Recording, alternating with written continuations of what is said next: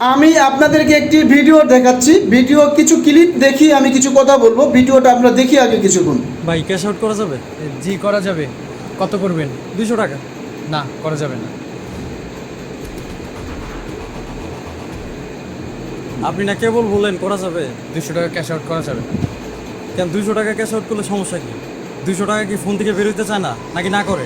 ভাই দিলে সমস্যা আছে, দেওয়া যাবে না। আপনি অন্য দোকানে দেখেন। আপনারা দেখলেন ভিডিওটা, এই ভিডিওটা যেই ব্যক্তি বানাচ্ছে আমি তাকে উল্লেখ করে বলবো, এবং এই ভিডিওটা যারা দেখবেন তাদের উল্লেখ্য আমি বলতেছি।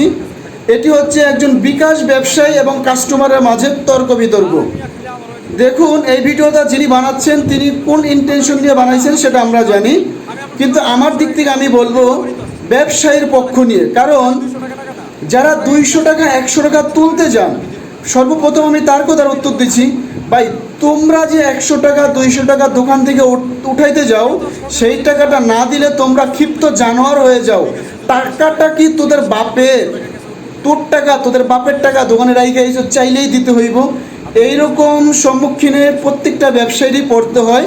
তা আমি ব্যবসায়ীর পক্ষ নিয়েই বলবো, এই 2 টাকার জন্য দোকানদারের যে প্রেশানি হয়, সেই প্রেশানি নিয়ে কোনো দোকানদার এই কাজটা করবে না। তাহলে এটা তার ব্যক্তিগত ব্যাপার প্রত্যেক কয়টা দোকানদারের, কিন্তু কিছু জানোয়ার কুকুর আছে, তারা এদের উপরে হিংস্র জানোয়ারের কুকুরের মতো হয়ে যায়। লাগে যেন তারা ওই জায়গায় টাকা জমা রাইখে আসছে, এখন টাকা চাইবে দিবে। অনেকেই বলেন যে তারা ব্যবসা করতে বলছে দিবে না কেন? আরে ভাই তোদের বাপের টাকা, আর ব্যবসা তোদের বাপের টাকাটা করে।